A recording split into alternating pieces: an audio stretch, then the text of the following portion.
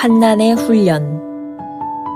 이것을 너희에게 이르는 것은 너희로 내 안에서 평안을 누리게 하려 함이라. 세상에서는 너희가 환난을 당하나 담대하라. 내가 세상을 이기었노라. 요한복음 16장 33절. 그리스도인의 삶에 관한 일반적인 관점은 문제로부터의 구원을 의미합니다. 그러나 그리스도인의 삶은 문제 안에서의 구원이라는 점을 이해해야 합니다. 이 개념은 일반적 개념과 아주 다릅니다. 지존자를 너의 거처로 삼았으므로 화가 내게 미치지 못하며 재앙이 네 장막에 가까이 오지 못하리니.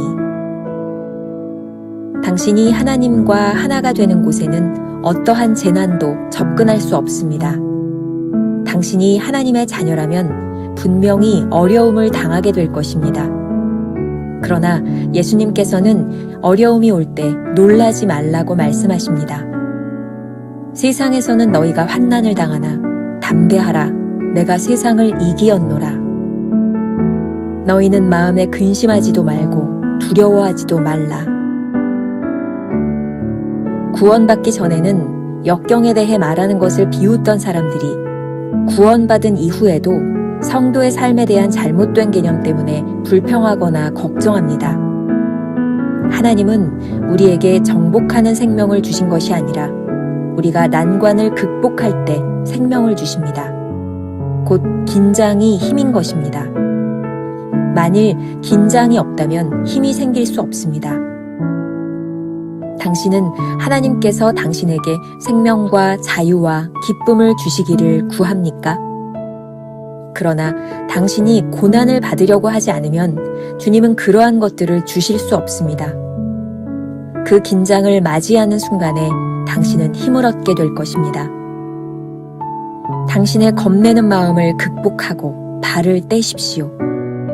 그때 하나님께서는 당신에게 생명나무를 먹게 하실 것이며 당신은 힘을 얻게 될 것입니다.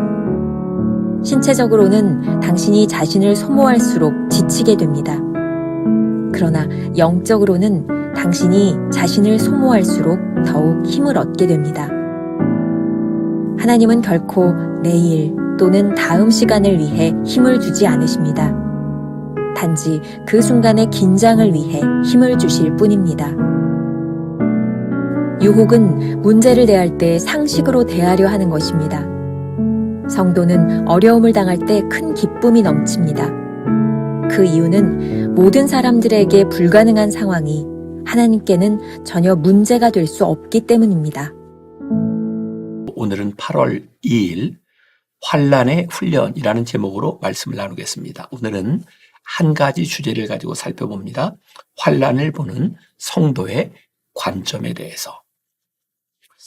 신앙생활을 하는 사람들에게 왜 예수를 믿습니까? 라고 물어보면 보통의 경우 삶의 문제로부터 구원받기 위해 라고 대답할 것입니다.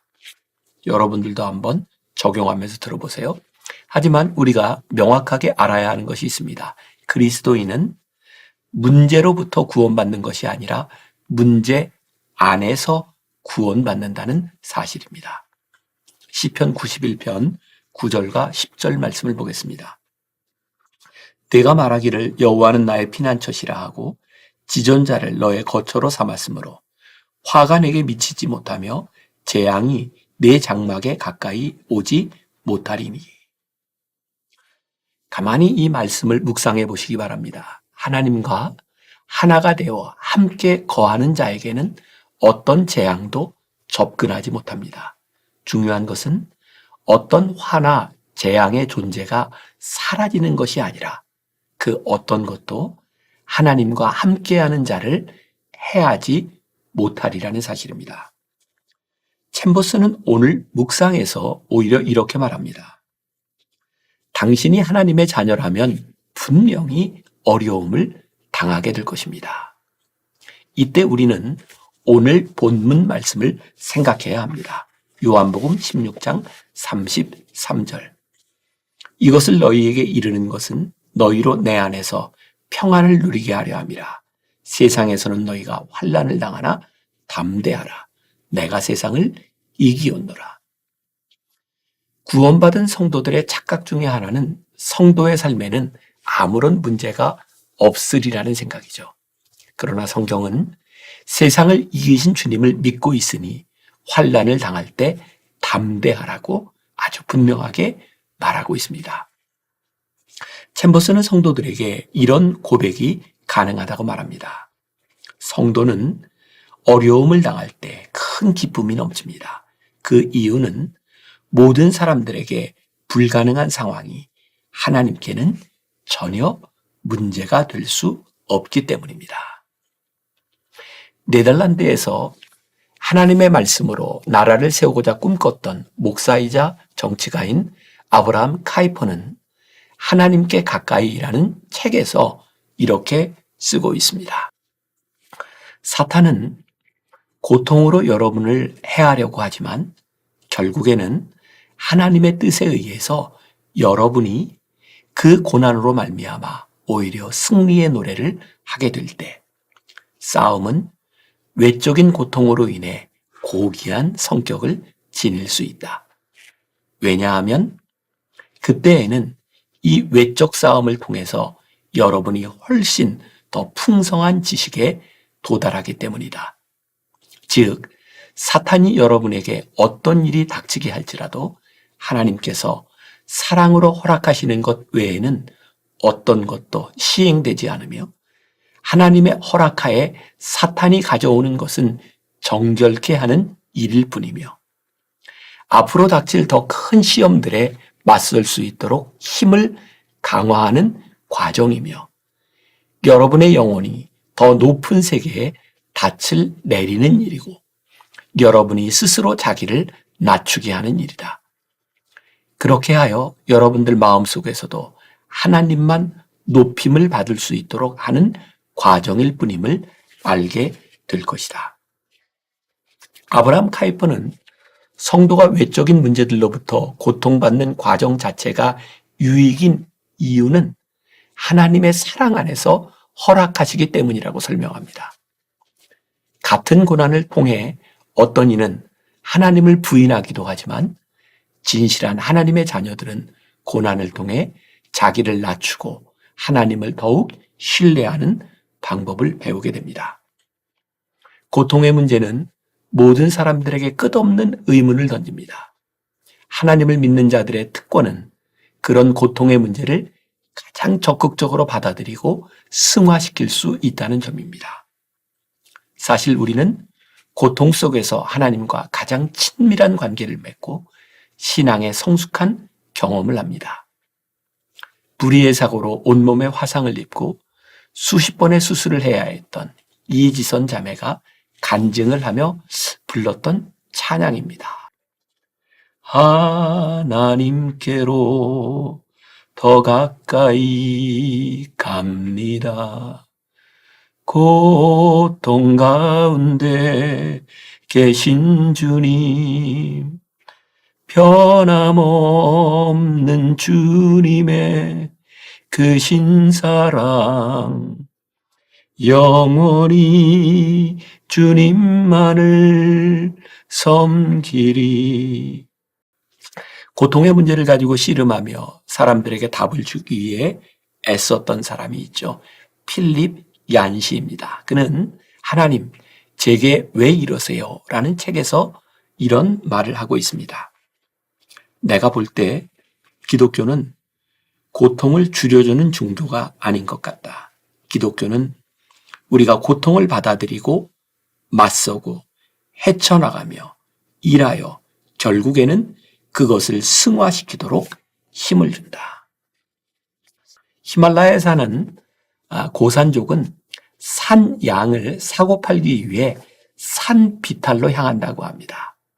그들이 산 양을 사고 팔 때 크기가 아닌 그 산 양의 성질에 따라 값을 정하기 때문이라고 합니다. 산 양의 성질은 산비탈 위에서 알 수 있다고 해요. 그곳에 산양을 놓아두고 가만히 지켜본다고 합니다. 그래서 산양이 산비탈 위로 풀을 뜯으러 올라가면 아무리 작고 마른 산양이라도 값이 오르고 비탈 아래로 내려가면 몸이 크고 살이 쪘다 해도 값이 내려갑니다. 위로 올라가는 사냥은 현재는 힘들더라도 미래에는 넓은 산 허리의 풀을 먹으며 건강하게 자랄 것이지만, 아래로 내려가는 사냥은 결국 협곡 바닥으로 향할 것이고 그곳에 이르러서는 굶주려 죽을 것이기 때문이라고 합니다. 오늘 이 이야기와 연관지어 오늘 묵상의 핵심을 담고 있는 문장이라고 생각합니다. 하나님은 우리에게 정복하는 생명을 주신 것이 아니라 우리가 난관을 극복할 때 생명을 주십니다. 오늘 묵상에 아주 인상적인 문장이 하나 있습니다. 영어로 The strain is the strength라고 하는 말이에요. strain, 긴장이 strength, 힘이다 라는 말이죠.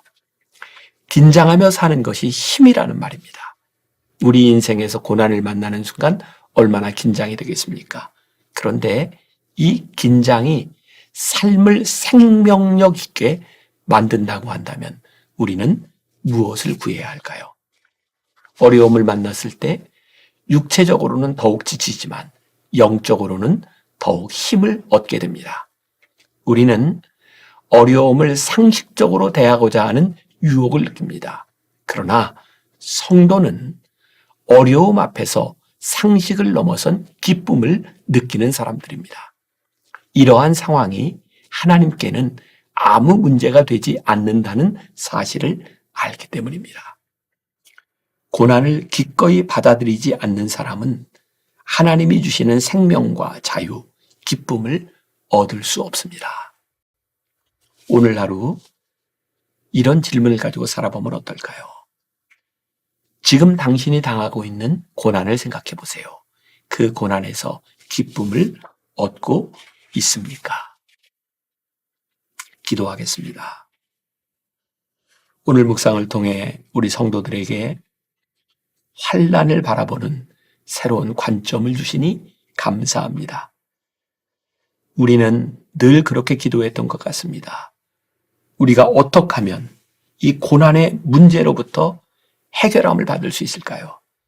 그러나 하나님은 이 고난을 통해서 우리를 구원하시고 우리와 함께 하시는 하나님인 것을 우리들에게 깨닫게 하십니다. 이 고난 가운데 우리와 함께 하시며 이 고난을 통하여 우리들에게 주시는 분명한 유익이 있다면 이것이 오늘에게 축복이 됨을 믿을 수 있지 않겠습니까? 주님, 오늘 우리 성도들에게 고난이 축복이 되게 하시고 이 고난 가운데서 주님과 함께 동행하게 하여 주옵시고 세상이 누릴 수 없는 이 기쁨을 이 고난 가운데서 고백하며 누리며 승리하는 주의 백성들이 되게 하여 주옵소서. 오늘도 우리 가운데 함께 하실 하나님을 기대하며 예수님의 이름으로 기도합니다. 아멘.